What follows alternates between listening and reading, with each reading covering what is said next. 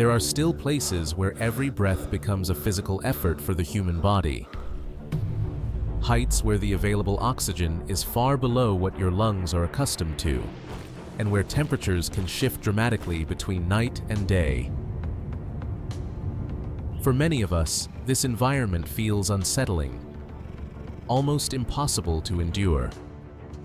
And yet, there are people who were born at these altitudes, grew up there, and made them their home. They build, they farm, they bury their dead, and they raise their children. So what truly leads someone to remain in a place where the environment itself restricts what the body needs to survive? Welcome to PlanetTribes. This is the story of 5 communities that, from very different realities, found their own answer to that question. To understand how they do it, stay until the end, because the last one will take you to a community living above 4,000 meters, where breathing demands more than the body expects, and where adaptation is not a choice, but a necessity. But we don't begin at the top. We begin where the story of these mountains started, in the center, a place where people have lived at altitude for more than 2,000 years, and where the height doesn't crush you yet, it simply reshapes you. 1. Amhara, heirs of the sacred highlands. This place has carried a name for thousands of years. Ethiopians call it Dorze, highlands lying between 2,100 and 3,000 meters above sea level, where the sun can warm the land during the day and cold descends sharply as soon as the light fades. Nearby, Lake Tana, the source of the Blue Nile, rests at 1,800 meters. Higher still, on the horizon, rise the Simeon Mountains. There stands Ras Dashen, reaching 4,550 meters. And at the heart of this plateau, a people have lived for more than 2,000 years, the Amhara. Imagine standing here, upright, at the edge of the land. The wind pushes against your body, forcing you to search for balance. Below, there are no reference points, only emptiness. On both sides, the ground breaks into cliffs that plunge hundreds of meters down. And yet, the body moves forward without looking. Here, walls are unnecessary. Geography turned this place into an island, not one surrounded by water, but by air. Crossing it without knowing the path is not an option. And when night falls, temperatures drop below freezing, keeping awake anyone who was not born at these heights. The Amhara understood something very early on. If you choose to remain in a harsh place, you must control it from above. That is why many of their traditional settlements are built on summits and elevated ground. From there, every movement can be seen. Access points are narrow and manageable. For centuries, this strategy worked so effectively that much of the country's political power was historically linked to the Amhara elite. But their story does not begin here. Around 3,000 years ago, Semitic peoples crossed the Bab el-Mandeb Strait from southern Arabia and merged with Cushitic populations already living in these lands. From this blend emerged a culture that, in the 4th century, adopted Christianity. Thus was formed the Ethiopian Orthodox Tewahedo Church, which has since become the backbone of daily life. For the Amhara, land is not merely a place to live, it is sacred ground. Their monasteries, carved directly into rock, such as the rock-hewn complexes of Lalibela, a UNESCO World Heritage Site, stand in locations where altitude seems to draw closer to the sky. Time itself follows the religious calendar. Even food consumption adheres to that rhythm, with collective fasts like the Great Pre-Easter Fast, 55 days without animal products. Not only out of faith, but because in an environment of limited resources, restraint is also survival. Survival here begins with knowing what the land can provide. The key grain is teff, so small it resembles sand, native to Ethiopia, and perfectly adapted to high altitudes. From it, they make injera, the sour, spongy flatbread that supports every meal. Laid over the injera is wat, a thick stew of onion and berbere, sometimes made with legumes, sometimes with meat. Barley, wheat, and millet are also cultivated. Livestock provides daily milk, while meat is reserved for special occasions. Nothing is wasted. Dried dung serves as fuel. Oxen plow a fertile volcanic soil that is too hard to work by hand. Women weave cotton on looms passed from mother to daughter. Clothing is not decorative. The white gabi and the habesha chemise are designed to insulate against nighttime cold while allowing movement under the daytime sun. They speak Amharic, a Semitic language related to Arabic and Hebrew, written in the Ge'ez script, more than 2,000 years old. Family life is organized around the father. Different forms of marriage exist. Elders make the key decisions: land, unions, conflicts, the future of the group. And there is a story repeated for centuries. The Amhara claim descent from the Queen of Sheba and King Solomon. They say this is why Ethiopia was a protected, sacred land, able to preserve its independence for so long. This narrative is written in the Kebra Nagast, the glory of kings. Myth or history? For them, there is no difference.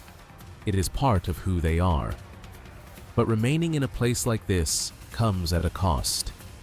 Deforestation has left large areas of the plateau bare. Dependence on rainfall makes these communities extremely vulnerable to droughts, such as the devastating famine of 1984. In some rural regions, less than 11% of the population has stable access to clean drinking water. And recent conflicts, including the war in Tigray, have added yet another layer of instability, even in the most isolated villages. The Amhara have endured for more than 2,000 years, but endurance is not the same as safety. Don't leave just yet. You are about to discover something that challenges an idea we often take for granted. You have already seen peoples who survived thanks to what the land could offer. Now we move toward others who learned to endure where the land offered almost nothing at all. 2. Konso, architects of the impossible mountain. South of Lake Chamo, on the edge of the Rift Valley, the landscape shifts abruptly. Green disappears. The ground turns to basalt, dark, hard, almost sterile rock. Hills rise between 1,400 and 2,000 meters. At first glance, this is a place that should not be able to feed anyone. And yet, it does. This is where the Konso live.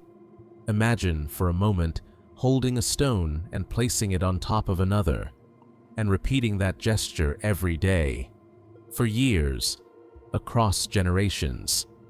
Here, survival does not begin with a tool, it begins with patience. According to oral tradition, the Konso arrived in this region around 400 years ago. The rugged terrain and narrow passes between hills isolated them almost from the start. Surrounded by other peoples, they developed a culture built on a simple and radical idea. If the land does not support you, you transform it. No cement, no machinery, just hands, accumulated knowledge, and a basic hoe. With that, they built one of the most sophisticated agricultural terrace systems in Africa. Dry stone walls that slow erosion, retain soil, and guide water toward crops. Their villages follow the same logic. They are not merely settlements, they are fortresses, raised on strategic summits and protected by rings of stone and labyrinthine entrances. For centuries, These structures defended the Konso from raids aimed at stealing their livestock. In 2011, UNESCO recognized this landscape as a World Heritage Site, human engineering in an environment that offers no margin for error. Studies reveal something even more striking. Some terraces are over 1,000 years old. The results of this transformation are visible in the fields, cereals, legumes, and coffee grown on land that, on its own, would yield nothing. Before planting, the soil is carefully enriched. Here, nothing is wasted. Every resource is reused. Rain arrives only twice a year. For the Konso, it is not a climatic event, it is sacred. When it comes, the entire community responds to it in the same way. Those two moments determine the rest of the year. That is why they build communal reservoirs to preserve water until the next season. When someone dies, memory is not hidden. It is carved. Artisans create wooden statues called waka, representing the deceased and recounting their lives through symbols. They are placed on graves or at village entrances. Among the Konso, the dead continue to watch. This is one of the last living megalithic cultures.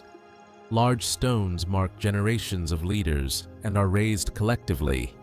Each one is a reminder of continuity. But something is beginning to break that cycle. Young people migrate to the cities, and when they leave, they take with them the knowledge required to choose the right stone, set it at the exact angle, and make a wall endure decades of rain. Climate change makes the seasons unpredictable. Arable land shrinks. The Konso mastered the mountain through collective engineering. But what happens when the knowledge that sustained a people for centuries begins to disappear? The terraces will remain standing. The stone will not move. Yet without the hands that know how to join it, the landscape falls silent. Stay alert. Because further east, resistance did not take the shape of stone. It rose upward in bamboo toward the low clouds. 3. Dorze, houses that breathe in the clouds. You look up, and you see a house, not a hut, a real house, one that can rise up to 12 meters tall, built from bamboo as if it had grown straight out of the ground. You are in the mountains of southern Ethiopia, in the area known as the Gamo Highlands near Chencha and Arba Minch, at an altitude between 2,500 and 2,900 meters. The terrain is steep, covered in bamboo, and a plant called enset. It looks like a banana tree, but it does not produce fruit. And with dense forests of bamboo and enset, something uncommon in other parts of Ethiopia at this elevation. This is where the Dorze live. The Dorze are part of the broader Gamo ethnic family, a nomadic group that has inhabited these mountains for centuries. Dense vegetation and sharp slopes naturally kept them isolated from the outside world. Before the 20th century, their communities were organized into districts called Guta and subclans called Komo, governed by assemblies and led by a halakha. And this leader was not chosen for strength or age. He was chosen for his ability to organize and redistribute food through large community feasts. In this society, feeding people is a form of authority. But what makes the Dorze truly unique is not how they organize themselves.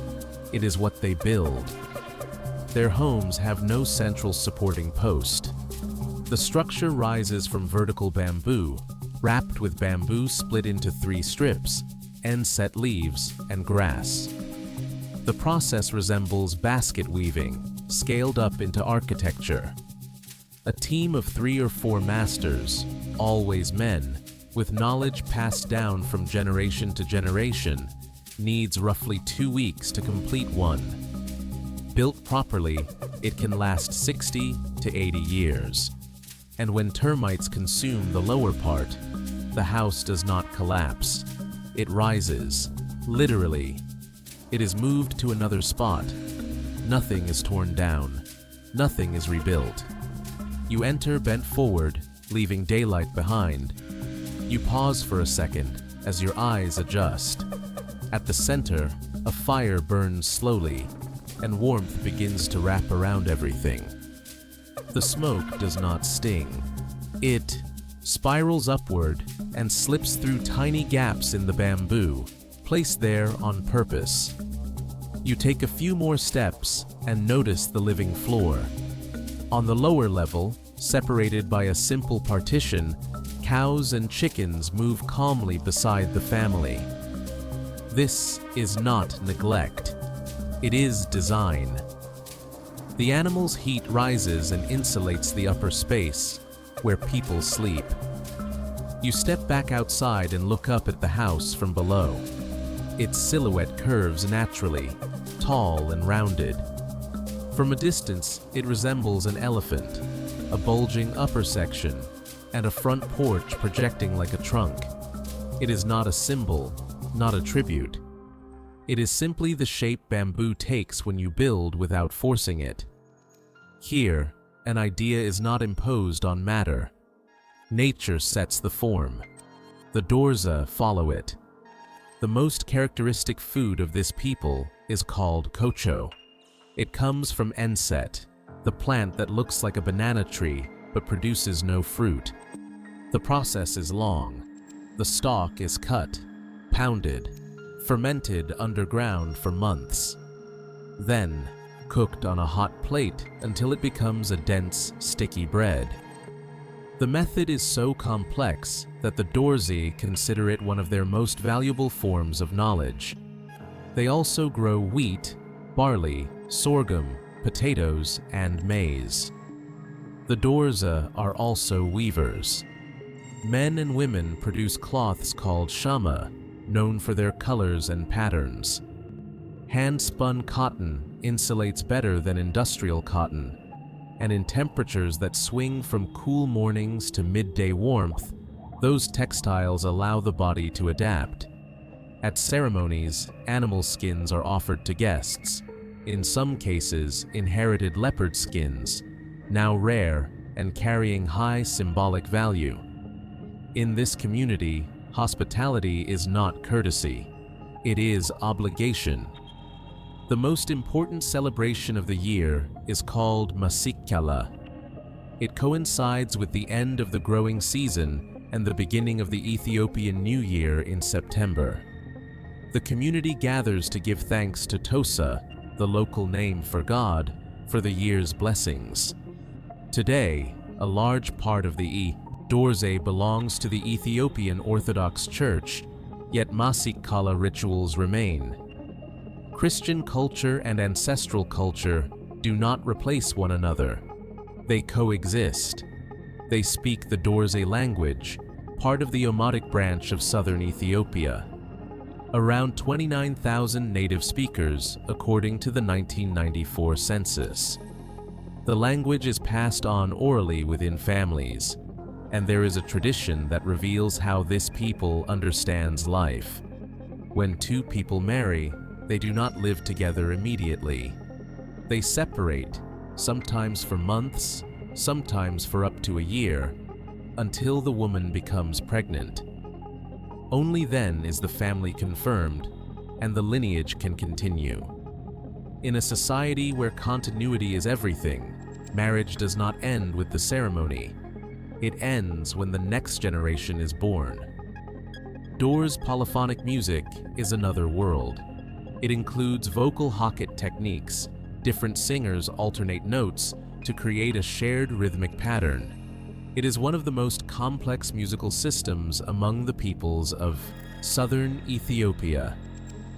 At weddings and funerals, the two events where Dorze culture is expressed with the greatest intensity, this music is not background. It is the event. But something is changing. A growing number of families are replacing their traditional bamboo houses with corrugated metal sheet homes. It is faster, it is cheaper, it is easier. But every metal sheet that appears is a bamboo house disappearing forever. Tourism has generated income, but it also places increasing pressure on the community, and dependence on enset, a crop that takes years to mature, makes the community vulnerable to plant diseases. What happens when a culture decides the future is more comfortable than the past? It does not vanish all at once. It fades when a house is no longer built, when a technique is no longer used, when knowledge is no longer practiced. Bamboo houses will not rebuild themselves, and the masters who know how to build them grow older every year. We've reached the halfway point of this journey. If this path is making you see these cultures with different eyes, subscribe and stay with us, because what comes next pushes endurance to another limit. The Dorze found shelter in bamboo, but not every people had that option. We move on, toward places with no bamboo, no enset, no forest, only rock, wind, and an altitude that no longer forgives mistakes. 4. Tigray, faith carved in rock and emptiness. You are in northern Ethiopia, on the Tigray Plateau, a territory rising between 1,500 and 3,300 meters, separated from the Red Sea by escarpments and deserts. The Tigray River cuts through the region toward the north, and most of the population lives scattered across rural areas. In many villages, the only way in is still on foot, following paths that never appear on maps. Today, it may seem remote, but for centuries, it was the opposite. Tigray is considered the cradle of Ethiopian civilization. Here, the Aksumite Empire flourished between the 1st and 7th centuries. It was a major commercial power of the ancient world, connected to Rome, Arabia, and India. In the 4th century, Christianity reached Aksum, making this region one of the first in Africa to adopt the faith. That past did not disappear. It was carved into stone. Churches excavated directly from rock, monasteries suspended above cliffs, obelisks that still dominate the landscape. Places like Debre Damo, accessible only by rope, remain active today. They are not just temples, they are living archives preserving manuscripts and memory for over 1,000 years. Faith continues to set the rhythm of life. Most of the population is Orthodox Christian, and the church remains the center of rural, community life. Fasting is not an exception, it is the norm. For entire weeks, animal products are eliminated, not only out of devotion, but because in an environment where the land gives little, collective fasting is also a form of resistance. You step inside, and the dwelling closes around you. The air is dense. It smells of smoke and fermented grain. There is no table, no chairs. You sit on the ground, at the same level as everyone else. Injera moves from hand to hand without words. Every gesture is exact, learned in childhood. Here, no one measures portions. Eating is not abundance, it is balance. Life is sustained by grains that endure where others fail. Teff, barley, wheat, sorghum, maize. In higher areas, injera changes. Barley replaces teff. Legumes are added, along with dense dishes like genfo, designed not for pleasure, but to keep the body upright when the land gives no more. And there is something else, a food that speaks volumes about this place, beso, a compact mixture of grains and butter, not meant for immediate enjoyment, but to last, to be carried, to walk, to survive when the land stops responding. They speak Tigrinya, a Semitic language related to Amharic and written in the Ge'ez script. It is also spoken in Eritrea across the border. Here, language is not just communication, it is belonging. Daily life is organized around the family. Everyone contributes. Traditional literacy begins in the church. Monasteries do more than teach reading. They teach endurance. Even aesthetics carry meaning. Women's hair, braided for hours, communicates status, age, and belonging. The body speaks too. But this fragile balance was broken. Between 2020 and 2022, war devastated Tigray. Hundreds of thousands of victims, millions displaced. A region already living on the edge lost what little it had. Infrastructure, harvests, access to food, everything collapsed. On a plateau of poor soil, scarce water, and cold nights, they continue because they know no other way to exist. Because their history has always been about staying where others could not. And as we move forward, something begins to change. Everything you have seen so far spoke of adaptation, faith, refuge. But further south, that is no longer enough. Here, altitude is no longer landscape. It begins to be felt within the body. Breathing becomes harder. Thinking takes more effort. Staying upright too. This is the people I spoke to you about at the beginning. And without realizing it, you are already entering their territory. 5. Bale Oromo, living where the air no longer reaches breathe. Now imagine that the same breath up here arrives incomplete, as if the air were missing something before it even reaches your lungs. You are at 4,000 meters on the Seneti Plateau, inside the Bale Mountains in southeastern Ethiopia. The wind never stops. There are no trees. Vegetation clings to the ground as if it too is trying not to be swept away. And the sky is so clean, it feels unreal. And yet, people live here. The Bale Oromo. They were not always at these heights. In the region's history, their presence in the upper zones became established about 500 years ago, during the Oromo migrations of the 16th century. They climbed from lower lands, and the mountain did what it always does. It closed the way behind them. Peaks above 4,000, ravines, alpine cold, a place where the body does not negotiate. Either it adapts or it breaks.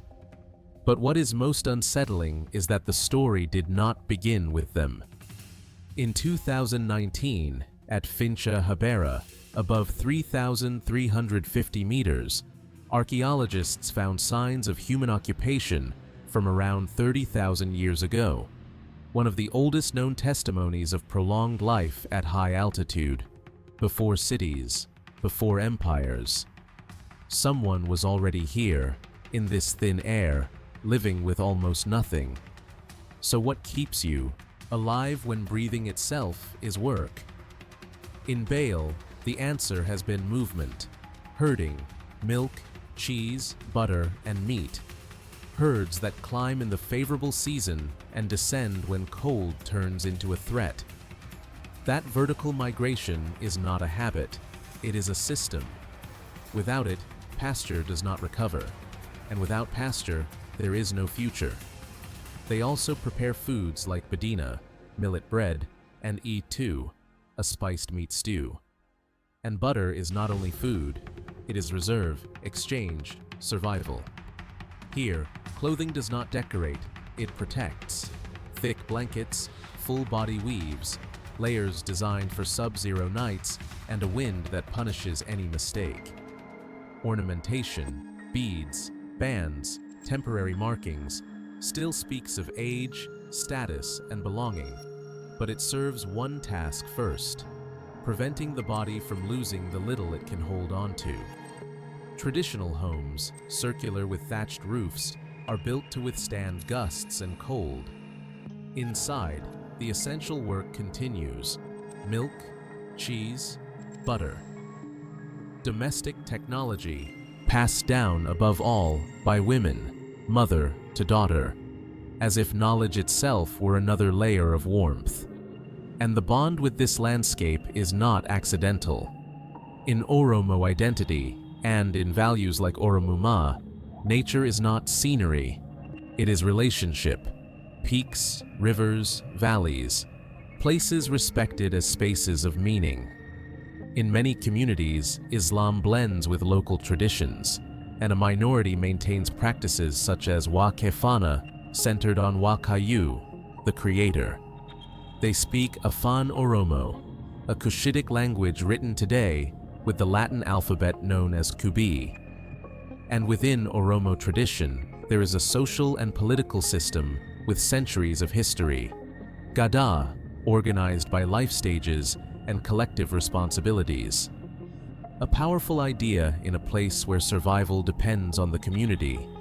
No one stands alone. But even here, where the body learns to function with less air, the future tightens from another side.